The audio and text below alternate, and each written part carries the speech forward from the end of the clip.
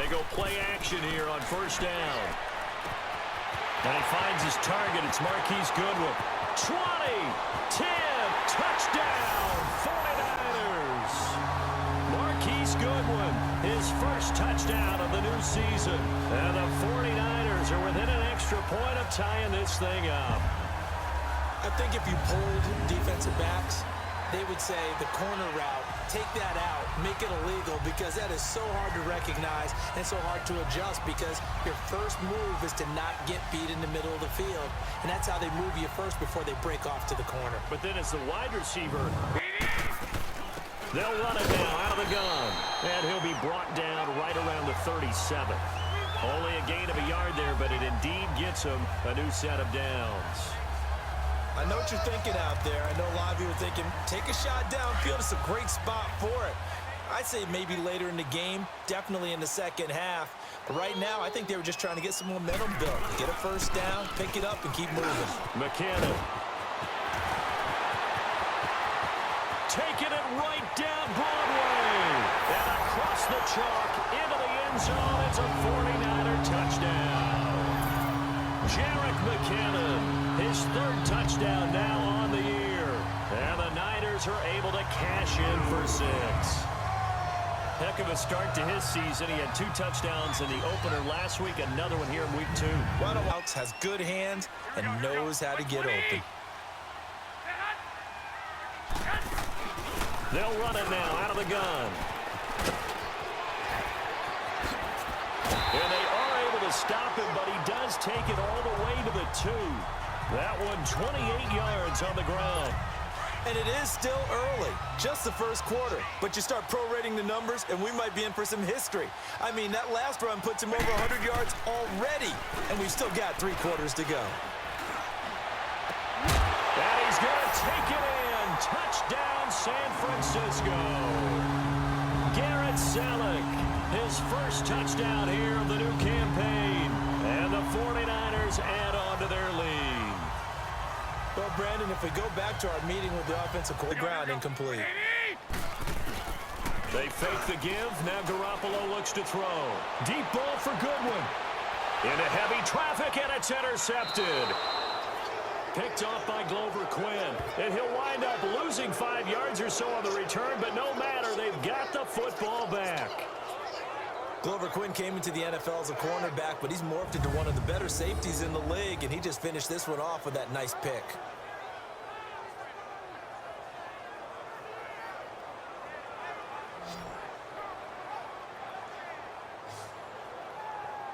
That's what they're hoping. Those big defensive linemen will take the bait and move laterally and open up a crease that they can run through. Didn't happen on that play. And incomplete there. A nice hit. Jars the ball free and brings up 3rd down. It's easy to see when we review this that the ball needs to come out quicker, because if you don't throw it right on the break, you bring a crowd of people into the equation. And that's why it got knocked away there.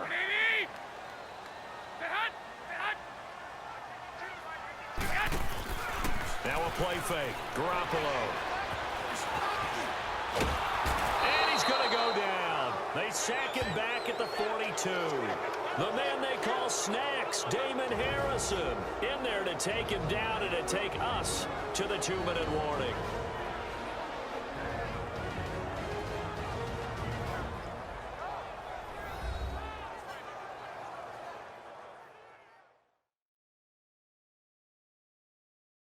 A reminder coming up at halftime, the coach is back. He made it through the first weekend. That's the good news, and he's going to regale you with stats and scores from around the NFL here in the early games in Week 2. You think he questioned coming back for Week 2, having to work with us? I think he did. He's just happy that he is far away in Orlando. He punted 5 times in the win last week as this one's away. And a nice job here to down this one right on the 5-yard line.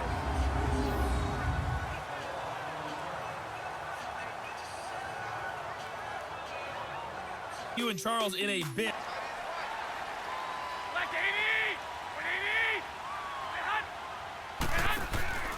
On play action, it's Garoppolo. And he will find his man on the end route. Complete.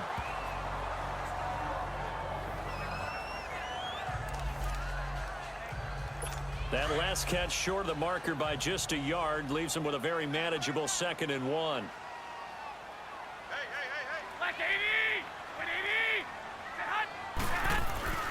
Garoppolo now. And that is incomplete. The intended receiver, Marquise Goodwin, and it's 3rd and short.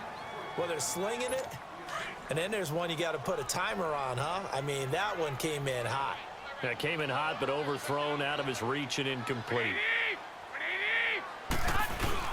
Garoppolo to throw on 3rd and 1. And he fires one that's intercepted. Picked off at the 49. And the return across midfield into the 46-yard line.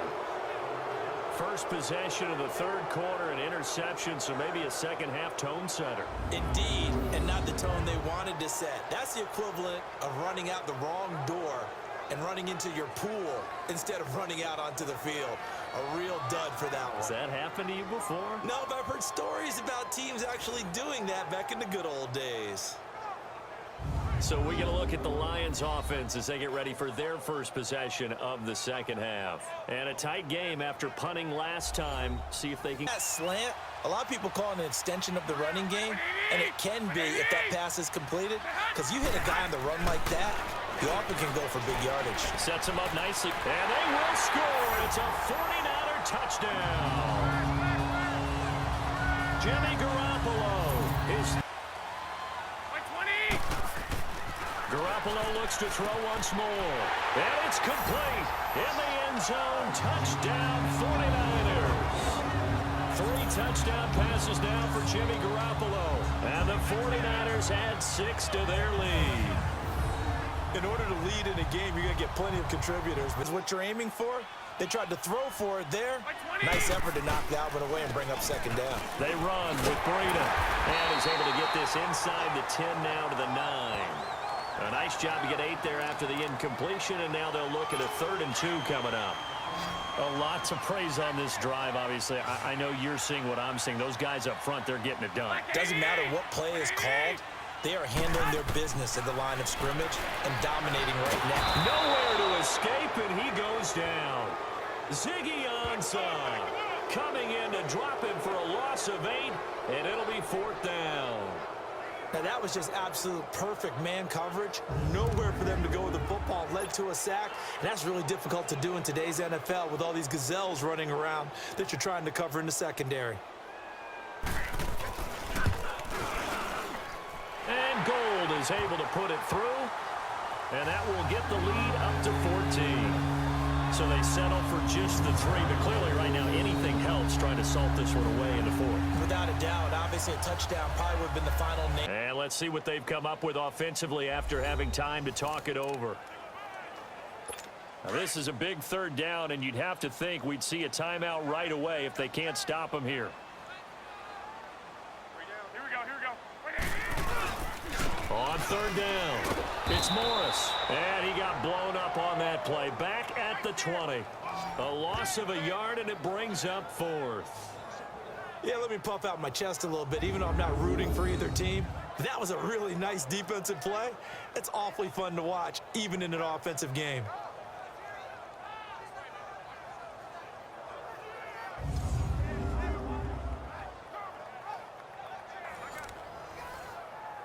Here's Bradley Pinion now as he's on to punt for San Francisco. Fielded at about the 28. A good return there. Call it 13 yards. And the Lions will take over. Now the... They'll start on the ground with Breida. And this one goes nowhere. Losing yardage on the play back at the 46. It's a loss of 2 there, bringing up 2nd down. So, Brandon, when this offense gathers together to watch tape for this game, they're going to be feeling pretty good about themselves until the coaches get upset about the play we just saw. But you know their defense is going to be. But we put up big points all game long. The defense is going to win one every now and then. Well, I know at points in this when you wanted to close your eyes because of all the points that were being put on the scoreboard. You're a defensive guy, but it was a fun little track meet, wasn't it? It was, and you know the people who really enjoyed this game? They're the ones that like going to batting practice at the Major League Baseball parks, right? Seeing the 14-11 game, that sort of deal. That's right up their alley with what we saw in this one. So for the 49ers, it's a win here in their home opener as they move